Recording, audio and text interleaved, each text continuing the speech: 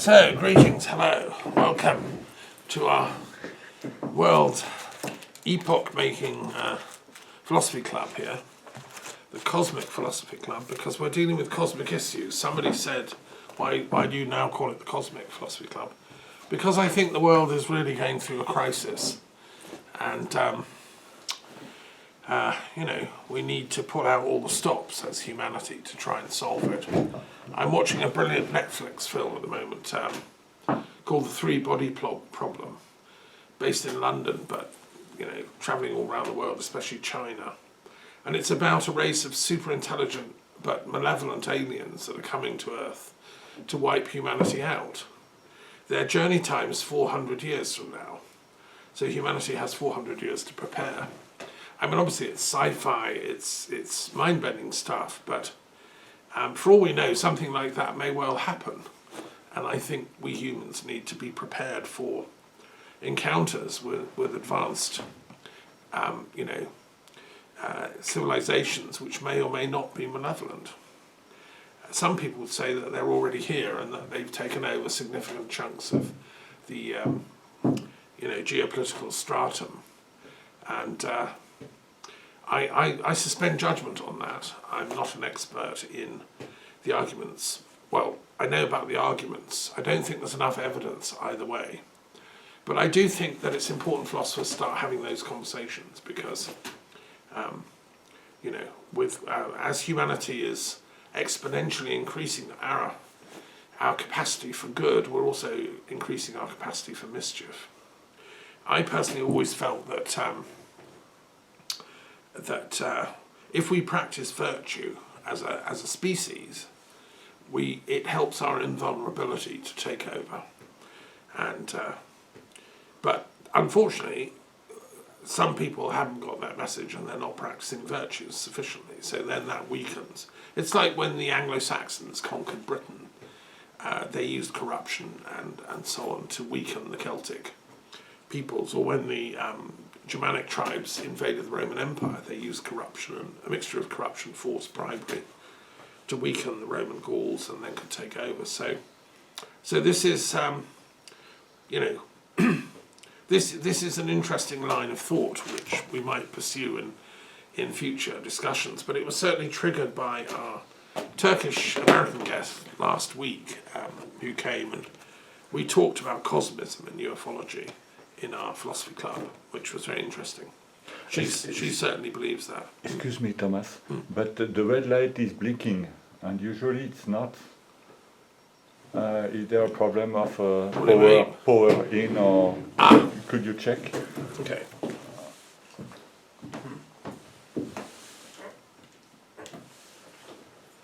Yeah, I don't know. Usually, I'm sorry to disturb the philosophy club. Yeah. It's blinking, so. No, I just think it's probably the aliens interfering and causing trouble. I don't know about that, but it's running well, but... Yeah. Let's assume it's working. I don't know why it's doing that. Okay. It's never done that before, but this is the sort of thing that happens in that movie I was talking about, where the aliens interfere with all the high-tech stuff and hack into our phones. Okay. As long as the red light is shining, it should be recording, right? Okay. Just... No, there is no message. No, it should be fine. Right. Okay, there we are. Sorry, that was a little interruption from Cyber World. Okay, so I'm going to start by doing a little roundup of what I've been up to this week, and it's quite interesting, as usual. Time flies past, and as we come into autumn, and have to let go of the summer and all its beauty, it's like back to school, really, for academics like me. This is when term starts at the University of Oxford, where I used to teach, and one has to go back.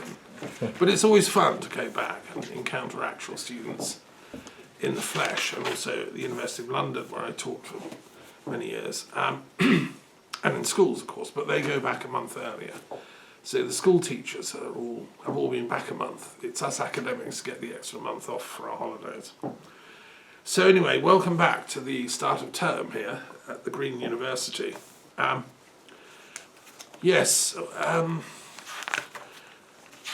I want to share one thing straight off, which is during the lockdown, I got in the habit of listening and using talking books in a very intense way, and listening to extremely long, complex classics that I've never had time to read, because my life as a teacher has been so busy, and as a scholar I'm always busy writing.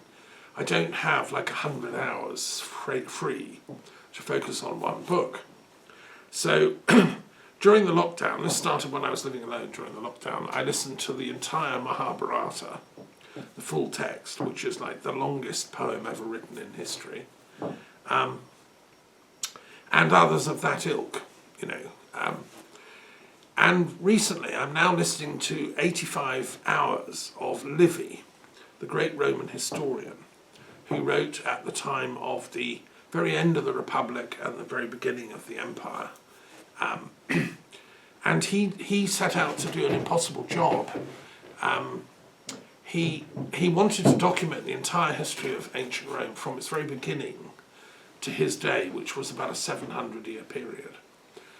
And he made it his life's work. He went to all the resources, the archives that were then in Rome. He travelled and met people. He talked to people verbally who'd known people, who knew people. And he worked like a proper historian. I'm kicking myself. Why haven't I read Livy before? I mean, it's just ridiculous. I did a degree in history, I did a PhD, and nobody made me sit down and read the whole of Livy. It's like an epic. It's the epic among historians. And we should all read Livy. And I know that Machiavelli read him and wrote some discourses on Livy, which I clocked when I was studying history of political thought. Machiavelli realised his importance because he's the key to understanding Roman history, which is in many ways the key to understanding the history of the modern world.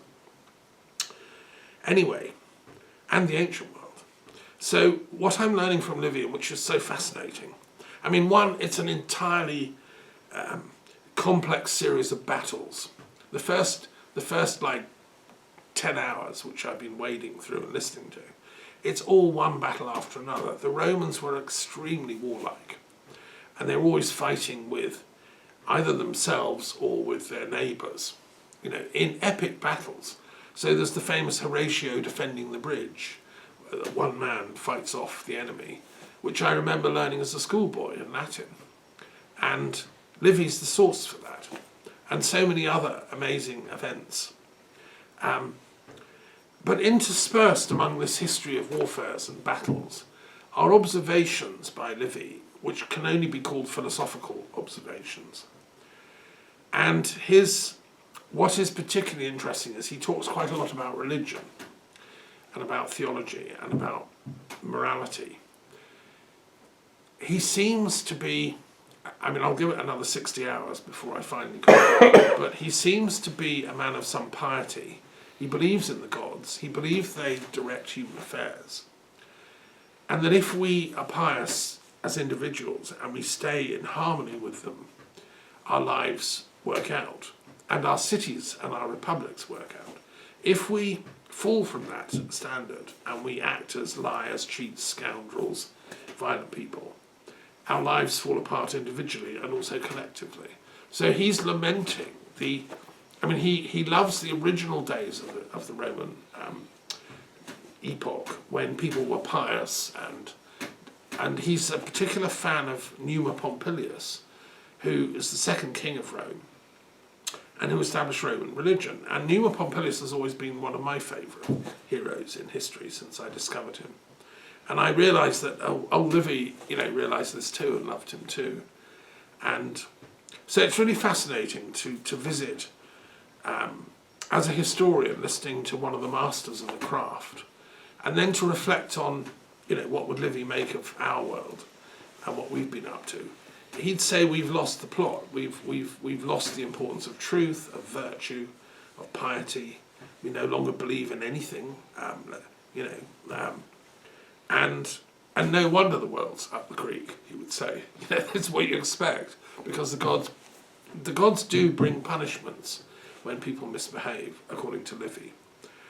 Now, if he had lived now and was alive, he might modify his argument a bit and say that, well, it would be interesting to confront Livy with this and say, okay, now write a history of the world, you know, which is kind of what I've been trying to do, although I haven't managed to sit down and do a... It would take, if Livy took 185 books to write the history of Rome, it would take, to write the history of the world, it would take at least 1,000 times that. Toynbee tried, one of my mentors and heroes. So, the other thing to say about Livy is that his faith in human nature is still there. It is possible for us to reconnect with the divine. That's actually the only thing that is going to save Rome.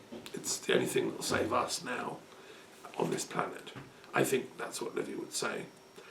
The other thing that's really interesting is that there are occasions in the narrative, which I've got to so far, where the Roman Republic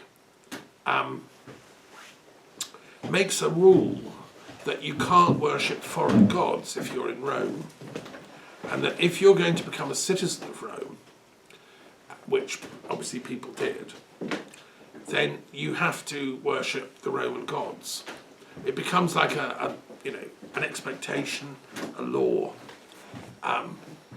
There's enough Roman gods to keep most people happy, as we know from the periodic table and from the tarot. But, pesky Greeks and Egyptians and so on would want to worship their own gods. So, anyway, sometimes Rome said, no, you can't. If you're going to live in Rome, you have to worship Roman gods. And it didn't go down too well, and it led to trouble. What I think is interesting, flip forward 400, 500, 600 years in the narrative, and that attitude in the latter empire becomes extreme. So the later emperors make it a penalty of death not to worship the Roman gods. And you were put to the test. If you would burn incense and say prayers to the Roman gods, then you're okay, you can live. But if you don't, you were suspected of treason. In other words, religion became a treasonous issue. And that's, of course, why thousands, tens of thousands of Christians were executed with judicial murder, effectively. Because they refused to worship the Roman gods. They said, no, we worship our God, Christ, Jesus Christ, the Trinity, and we regard your Roman gods as devils. And that was the subtext of the religious war. And of course the Jewish people also refused to worship Roman gods. And that was what was one of the major causes of the great Roman Jewish war. The Romans said, you're crazy, we're asking you to worship the Roman gods, but you can do it how you want, you can do it in your own way. It's called Hellenism, it's called progress. But the Jews said, no way, we worship our God only. And that led to all kinds of trouble, the horrendous wars described by Josephus. And then it led to the Christian positioning in this argument, which was fairly close to the Jewish argument, with the slight addition that their leader was, the long-expected Messiah, King of the Jews. Anyway, so that was, I think, also an error by the Roman state, and you can see it originating in Livy. You see, I believe in religious tolerance. I don't think any box should be persecuted by any other box. We should have this debate philosophically and culturally and intellectually. And if you want to worship the gods of any of these boxes, or none, you can be in the humanist bloc, that's fine with me. Let's discuss it. And let's find truth. I worship truth. And the Theosophical Society motto is, there's no religion higher than truth. And I think that's kind of where Livy's coming from. But the mistake is that the Roman state and the empire made it a matter of life or death to worship their gods. And, of course, then, before long, it collapsed. And it then, this is the irony of history, it then became Christian. And for the first few decades or years, it was a tolerant form of Christianity. Constantine didn't make Christianity the only and official religion of the empire. He said, No, you can be a Christian or a pagan. You can coexist in harmony. But after some time passed, a century or so, the type of Christianity that then seized power, which was a Constantinian, post-Constantinian extremism, then adopted exactly the same tactics that the empire had done, and it made it illegal to worship anyone apart from Christianity in its particular way. So you couldn't be a Gnostic Christian, you couldn't be a Valentinus, the great Gnostic from Alexandria. You had to be a particular type of Christian, or you got the death penalty. So you couldn't be a pagan, which had been the religion of the entire empire for centuries at the time of Livy. And I think Livy would have been partly appalled at this latter bouleversement, whereby those who'd been persecuted became the persecutors. And I just want to say, as a psychologist of history, what I'm learning from Livy is that I haven't thought of the name for this yet, but it's it's a weird function in history whereby the very thing you're persecuting you become, and then you perpetuate it. And I think that this is something we've seen with the horrible effects of the Holocaust on the Jewish mentality of modern Israel in persecuting the Palestinians. It's like the very thing they fear most, concentration camps, genocide, they've now done to the people they settled among. I don't know what the name for that is in psychohistory, and nor do I know how we can cure it. But it seems to me that this is one of the psychological features underlying history, and I wish Livy was alive to have a conversation with about this. But anyway, I just wanted to share that. So that's one thing I've been doing this week that's absolutely fascinating. Encountering Livy I'm appalled to say, for the first time in detail. So one of the great benefits of the lockdown and so on is the time it gives for intense study. I've also been active with my Delphic friends, with the International Delphic Academy. We've gone back to school, so to speak, and we're gearing up for a busy season. And I've also hosted the meeting of the World Intellectual Wisdom Forum on the 30th of the month, last Monday, which was very interesting. We had speakers from all over the world talking about what we can do, and from Africa and Asia and India and so on. And yes, I've also been in discussion with a colleague of mine whose son is about to study engineering at the University of Sheffield, outside of my normal kind of remit. But I've been reflecting on his decision as what sort of engineering degree should I do? Should I do medical engineering, electronic engineering, computer technology? Should I do chemical engineering? They even do aerospace. How to should I study how to build airplanes? Should I do civil engineering? So engineering has a huge number of subdivisions, any of which one can study in depth, and it's caused me to reflect on the importance of engineering, but also the role of engineering in society. And I think it comes in our table under the section on technology, and it's important that we honour its contributions to society. We depend on engineering for our high tech and our railway systems, and railway engineering is a huge, fascinating field. And then I was in touch with a chap in India who is really one of the world's most famous engineers. He's won enormous prizes, a man called Ramesh Mashelkar.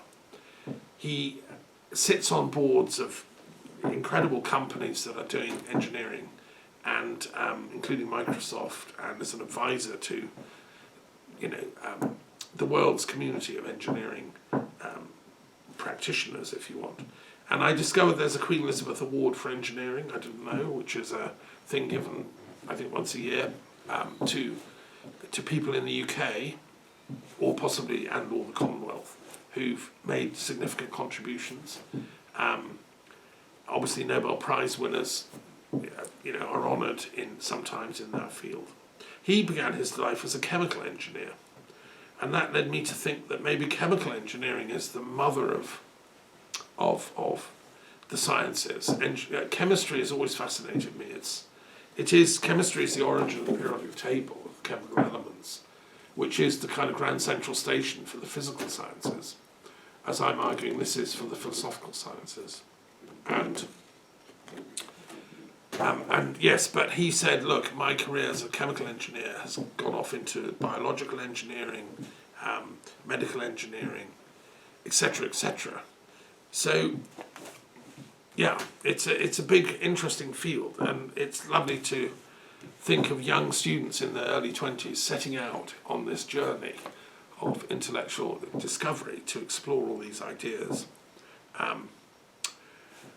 Yes, and meanwhile, of course, we've been all sitting, biting our fingernails about what's happening with Iran and Lebanon and Israel. I feel just so frustrated because I've been a great lover of Iranian philosophy ever since I first studied it in the 1970s in Canada.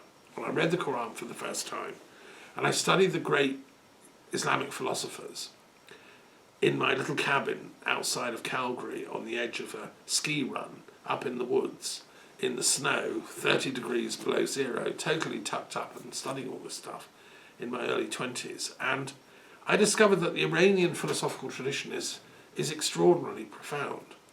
The Shia schools of Islam, the influence of the Imams descending directly from Ali, and some of their great thinkers, were influenced deeply by Sufis like Ibn Arabi, but also by the Aristotelian corpus, which they translated, and the Platonic corpus, which they had access to. So they had the whole of Western philosophy, a lot of what we call Western philosophy. Actually, Greek philosophy is hardly Western. It was a mixture of, to me, Greece is part of Eastern Europe. And so they did this incredible marriage of Quranic revelation with philosophical analysis. And Ibn Sina came from that culture, one of the greatest of all these Islamic philosophers, spoke Persian. It's said that he used to travel on horseback around Central Asia, so engrossed in his work, he would read Aristotle riding horseback without having to look down and see where he was going, because his horse knew what he was up to. And he'd spend days studying on the horseback. That is a devoted philosopher at work, you see.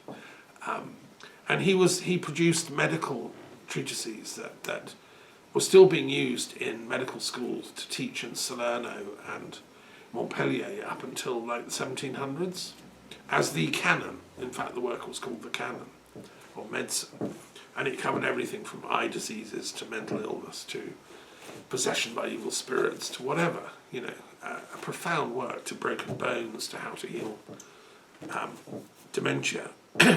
So the thought that America, the West, wants to go to war with Iran fills me with horrors. It's just an absurd proposition. It's like one part of my body, the right hand, cut off the left hand. As a cosmic humanist and a cosmic intellectual, Iranian civilization and European and American are all part of the divine matrix, I would say.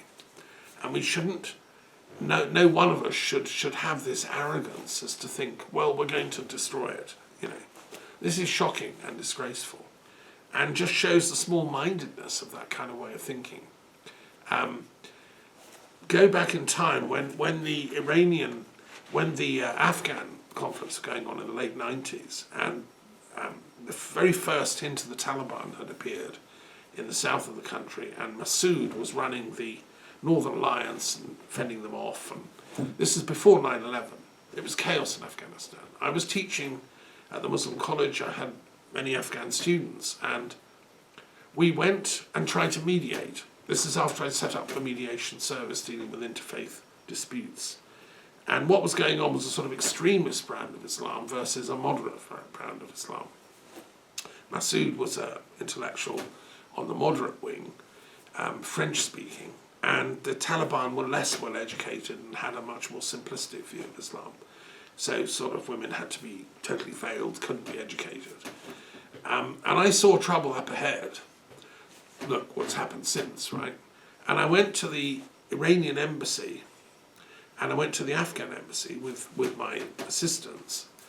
And we had 2 or 3 hours of discussion in both.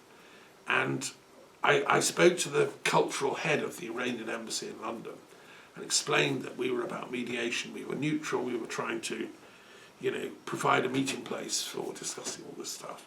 And he was one of the most intelligent people I've ever met. The cultural attaché of the Iranian embassy was, he makes Boris Johnson not even worthy to have a job as a janitor. I'm sorry, intellectually speaking.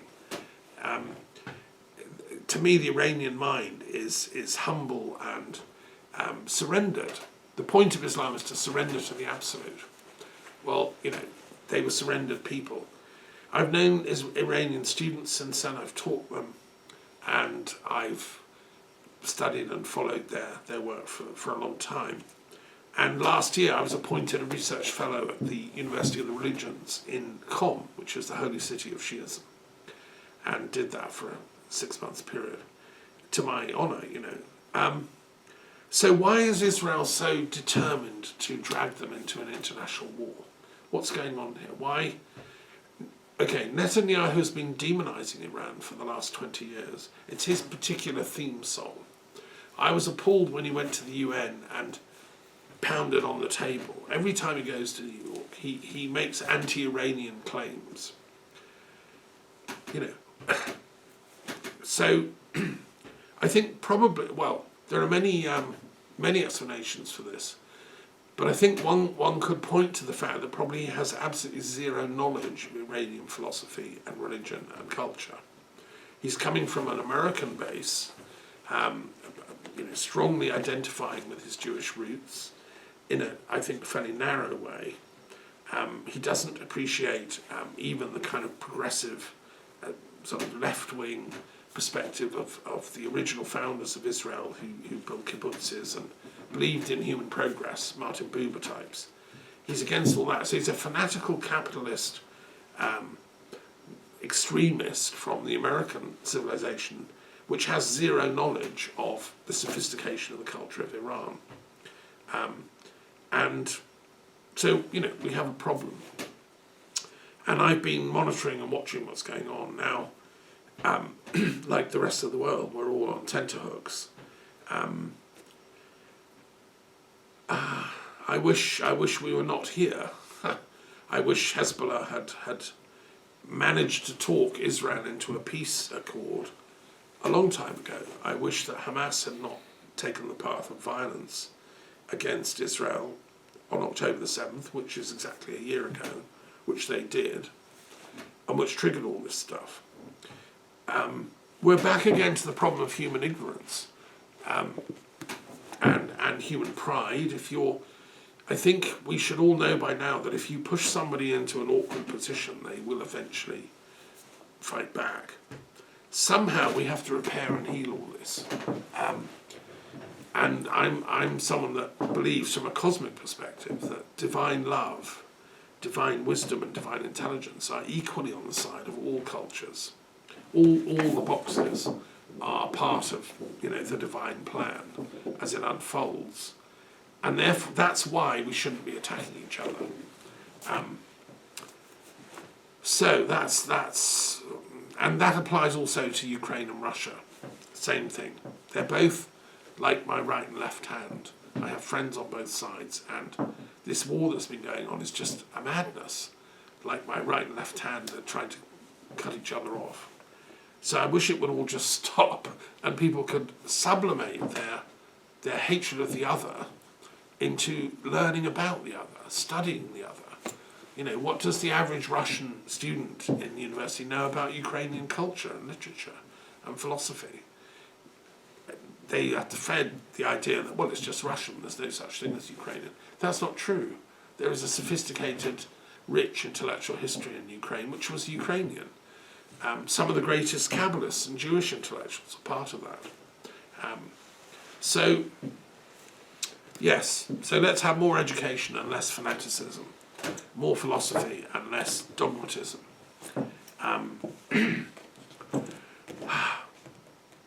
Okay, I think I'm going to stop there. I think that's a summary of what I've been up to. Any questions or comments, feel free. Am I doing the wrong thing? Should I become a janitor?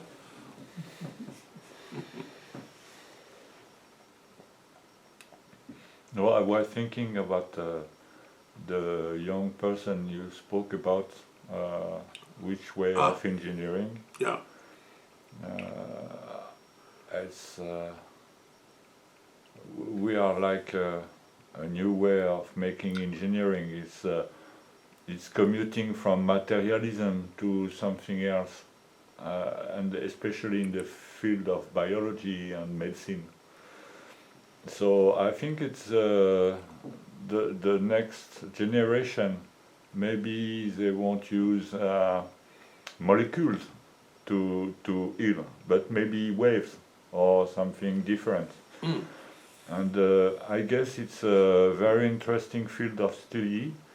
With but the problem that it raises that we are becoming very powerful.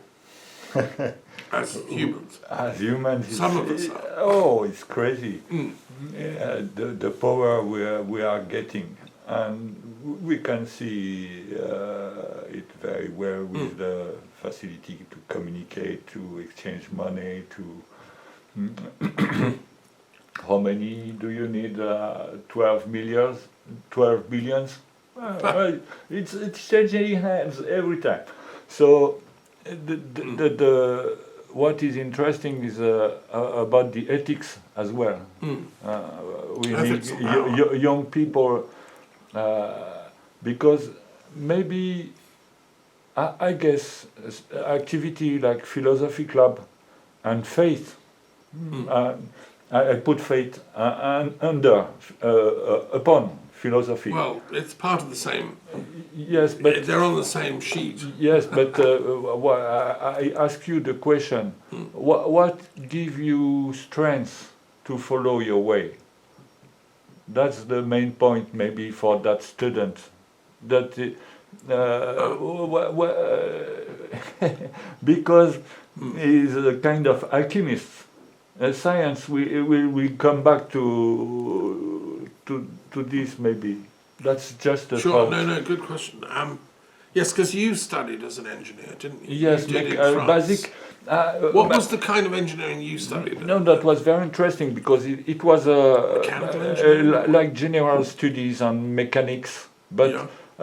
it includes civil engineering, it includes electronics, it included IT, it included many stuff. Electrical engineering. Electrical, but How motors work. all but medicine and biology. Okay, that wasn't part of it. Yes. Yeah. Right, so that was called engineering in the French Yes, education yes, system, which yes, is the whole yes. lot. I'm hoping that that's what he gets in the first year or two. Yeah. And then later they can specialise in the last year and say, That's I want to work with trains, I want to be a train engineer or whatever. Yeah, because the state of mind is there about the technical engineering, and then even after the studies you enter a company, and in a you short train on the time job. you understand Yeah. the field. Yeah. About your other question about man is becoming incredibly powerful. Yeah. Yes. In my book, Being a Knowledge, I talk about this, and I study the relationship between power and knowledge, because to me, the rise of science, Baconian science, the